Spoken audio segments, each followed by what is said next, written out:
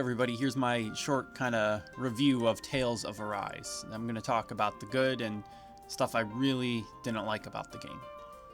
So the good thing is Alphen. I like that we're getting a protagonist that's an adult. It's a nice change of pace like Vesperia. Outside of his amnesia, he's a fully realized person that helps others overcome their struggles.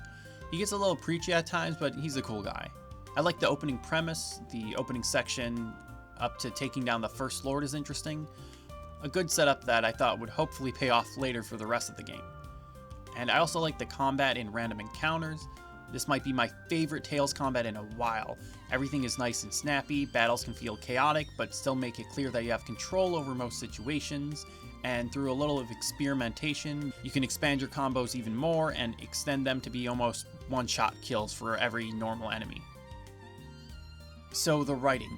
Not just the poor localization, but general dialogue for a lot of scenes is meandering or just really poor. Many of the lords are egregiously not set up for the player to care about.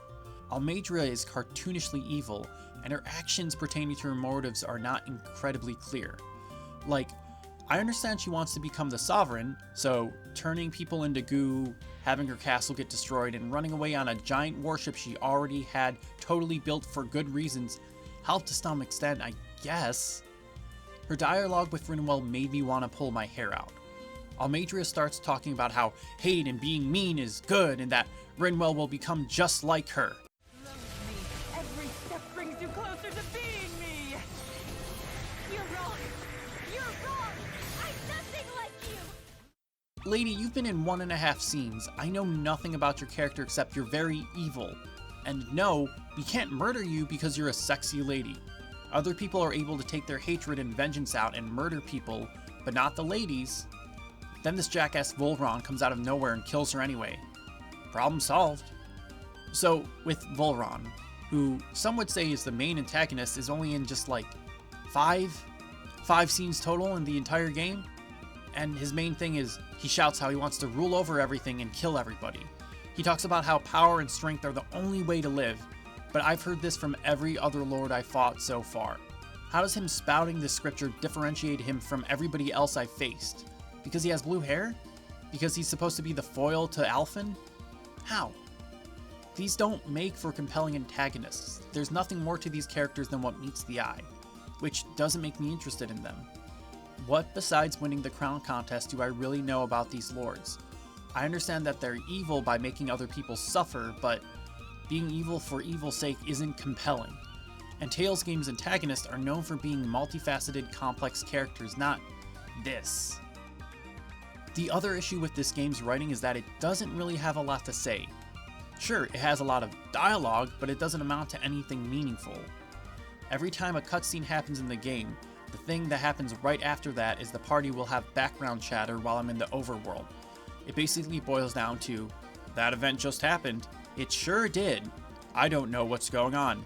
Me neither. Let's keep going. Then I get a skit that talks about the cutscene that I just watched, which is also what I just heard from the overworld chatter. It's very Persona 5-esque, where all the characters repeat previous dialogue or state what just happened to the player who just witnessed the events. I don't need them to be repeated 10 times. The next thing I have issue with is combat, for bosses. Combat takes a dive whenever I had to fight a boss. Fighting them in moderate mode felt more like a chore than a test of my skills. When you can't combo a boss in a game series that is about doing combos, everything starts to fall apart. It doesn't matter that my character can perform 10 arts in a row when the boss can't be flinched. The keyframes on bosses don't give you a good tell on when they'll attack, and the only audio cue I remember is from Ganabelt's rush attack. My best strategy was just to spam 1 or 2 of my strongest arts and start mashing dodge when I felt like the boss wanted to attack. Since I can't defend, or tell my allies to defend, bringing in physical attackers would just be more pain than it was worth, leading to my main boss party excluding Law and Kisara. The development team clearly ran into an issue where the player could endlessly combo bosses with their new combat system, so their solution was just to make such a divergent gameplay change when it came to bosses that it almost felt like a different game. The problem being that the player has less ways to interact with the boss and makes it feel like more of a grind. At the time, bosses are concealed behind my player, and the 50 spells and arts being tossed at the boss makes it incredibly difficult to discern what's going on. Did I make the boss flinch? Is it going to do an attack? Is it going to wind up, freeze in place for 3 seconds, and then attack? Oh wait, I got crit hitted and died at max HP. Well, the third act really didn't need to happen. It's a culmination of all the issues I've had with the game magnified. I felt that it was incredibly poorly paced and was more frustrating than it was interesting. The third act starts with a month passing and the party not knowing what to do. And even though a month has passed, some characters act like it's only been a day since the last fight happened. With Alphen and Xion picking up their conversation from the last cutscene, which was 10 minutes our time but a month or so their time. So, the characters don't know how to advance the plot and meander around town to wait for something to happen. Oh! It turns out it was secretly the red woman that only Danins could see was behind everything this entire time. How or why is that? The party just guesses and has conjectures about it. You go around and fight the same enemies you fought for 40 hours with a new coat of paint, and refight a boss you fought before in a new color palette. With the party chatter constantly commenting on how the cutscene you just viewed happened, with multiple skits popping up in succession that you already know about. Xion not telling anybody what's going on, and the camera stays with her as she sighs and the scene fades out. And this happens again and again until you realize that the main mastermind behind everything was a planet. The Renin homeworld planet. And aliens are involved, like stocky sci-fi aliens. And this is because, let me check my notes here.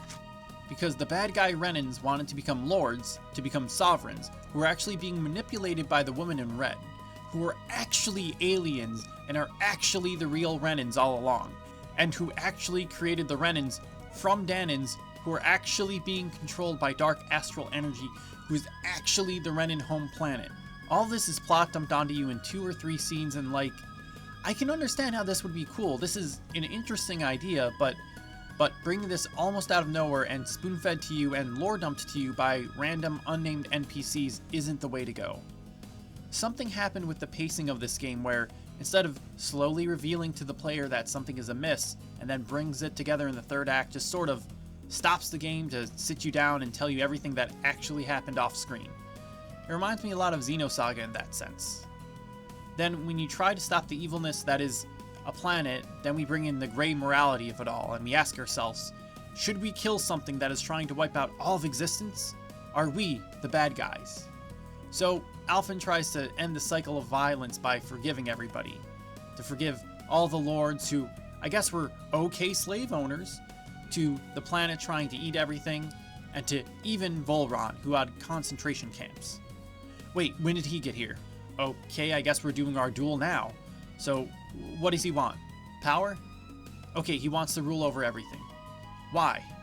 Oh, in background dialogue he talks about how he was also a slave. Oh, okay, so you desire to destroy everything, unlike Alphen, who wants to save everybody. It's almost like you had a lot of your scenes cut out so we didn't have time to develop you or establish you as an adversary, seeing as you jumped out of space just to fight us. Well, I know the fate of the world hangs in the balance of Alphen's hands right now, but you know what? He forgives you for your mass slaughtering of innocent people. Maybe the two of you can be friends now. Wait, what are you doing with the MacGuffin? They need that to save the world right now. Oh no. Well, I guess Alphen will just ask the Danin planet to save the Renin planet and his almost girlfriend. Phew. Good thing that worked out. The end. As a weird aside really quick, I don't think I've ever had a Final Boss phase include just fighting random encounters, because we don't know what to do, just fight these random enemies you fought before. Whew. The gameplay really suffered when fighting bosses was so divergent from a standard affair, making it an uninteractive slog, with poor character writing and bland motivations from antagonists that I can't tell you a single thing about except they have really gaudy fashion senses. From the mashing of different tellings of what the story would be, and the padding pacing of the first and second acts of the game, with the whiplash of the third act, making it seem like a completely different game. This is a game that I was really interested in and has a lot of cool things going for it, but the flaws just really bring down the experience for me. 6 out of 10, above average. Also, Law's really dumb for turning in his dad to the secret police, even though he works for the secret police and his dad will get executed for it. I understand that he's mad at his dad, but it's still a really dumb idea on his part.